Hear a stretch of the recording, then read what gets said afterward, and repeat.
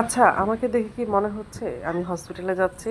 না, আসলে বিষয়টা সেরকম না। যাচ্ছি বিয়ের দাওয়াত খেতে। আর এই কনকনে শীতের মধ্যে হাসব্যান্ড, আলফাজ, আমি এক রিস্কায় এবং অন্যান্য রিস্কায় ছিল পরিবারের অন্য সদস্যরা। যাই হোক আমাদের সাথে কিন্তু চাঁদ মামাও যাচ্ছে। আর আমরা গিয়েছিলাম আসলে আমিনবাজার। সেখানে বিয়ের দাওয়াত ছিল। বিয়ের দাওয়াত না সরি সেটা বৌভাতের অনুষ্ঠান ছিল। আর আমার একদম সিম্পল একটা লুকে আমি চলে গিয়েছিলাম। যেহেতু আমার প্রচুর অসুস্থ আমি। আর শাড়ি পরলে ঠান্ডা লাগবে।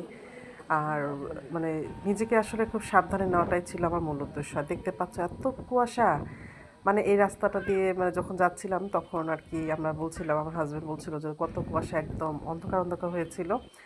আর আমি তো মানে আশেপাশের দিকটা দেখছিলাম। এই জায়গাটা কিন্তু আমি অনেক বছর আগে একবার গিয়েছিলাম, রাতের বেলা রিক্সা করে ঘুরেছি।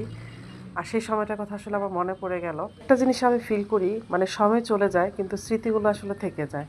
যাই হোক আমার হাজব্যান্ড কিন্তু এক সেকেন্ডের জন্য মুখটা অফ রাখেনি, কারণ আলফাজের সাথে সে একটা একটা কথা বলেই যাচ্ছে আর আমি শুনেই যাচ্ছি। আর এর মধ্যে কিন্তু চলে আসলাম বিয়ে বাড়িতে। তো যাই হোক আমরা এসে দেখি এত ভিড়, বাবা মেয়ে কিন্তু সামনে ছিল আর আমি ছিলাম পিছনে। আসলে বিয়েটা ছিল আমার একমাত্র ছোট জালের, ওর কাজিনের বিয়ে ছিল। তো আসলে আসতেই হবে, আমি তো বলেও ছিলাম যে আমি আসলে কিভাবে যাব অসুস্থ।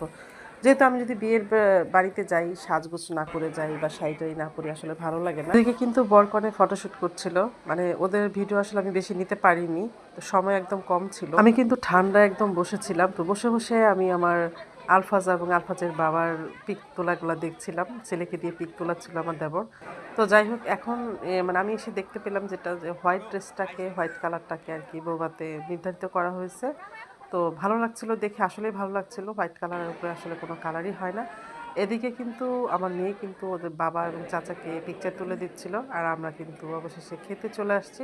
প্রচুর ভিড় ছিল, অনেক বড় প্রোগ্রাম ছিল, প্লাস খাওয়া দাওয়ার অনেক সুন্দর আয়োজন ছিল। আসলে এই মুহূর্তে ভয়েসটা দিচ্ছি, আমার শরীরটা তেমন একটা ভালো নেই, এই অসুস্থ শরীরটা নিয়ে ভয়েসটা দিচ্ছি। আর গরুর মাংসটা কিন্তু অনেক বেশি টেস্ট হয়েছিল। এখানে ছিল পোলাও ছিল, মুরগির রোস্ট ছিল, মুরগির রেজালা ছিল, জর্দাটা তো অনেক, মানে কি বলবো, অনেক টেস্টি হয়েছিল। বাট খেলাম, খুব ভালো লেগেছে, খাওয়া দাওয়া সব কিছু সুন্দর ছিল। আর বউ খুব হাসি খুশি ছিল, এটা বিশেষ একটা মানে আমার কাছে ভালো লেগেছে। তো যাই হোক রাত অনেক হয়ে যাচ্ছিল, আমি যখন বের হয়ে আসবো তখন আমি মেয়েকে বলছিলাম যে আমাকে একটা পান বানিয়ে দাও। মেয়ে তো আমাকে একটা মানে কি বলবো, মানে খেতে দিবে না পান আমাকে, কিন্তু ছেলে কিন্তু এই কথা শুনে পিছুপা হয়ে থাকেনি। ছেলে আমাকে পান নিজের হাতে বানিয়ে এক গাদা পান, সুপারি, মানে যা যা লাগে সব কিছু দিয়ে আমাকে মুখে একবারে দেখ কীভাবে খাইয়ে দিচ্ছে। তো যাই হোক মেয়ে ছেলে সবসময় আমার সাথে একটু দুষ্টুমি করতে পছন্দ করে। তো এই ছিল আজকের আমার বিয়েবাড়ির ভিডিওটা। তো আজকে এই পর্যন্ত, সবাই ভালো থাকবে, সুস্থ থাকবে আর নিরাপদে থাকবে। চাঁদ মামাকে সাথে করে নিয়ে চলে যাচ্ছি বাড়ি। সবাইকে শুভ সন্ধ্যার অনেক অনেক ভালোবাসা এবং শুভেচ্ছা। আল্লাহ হাফেজ।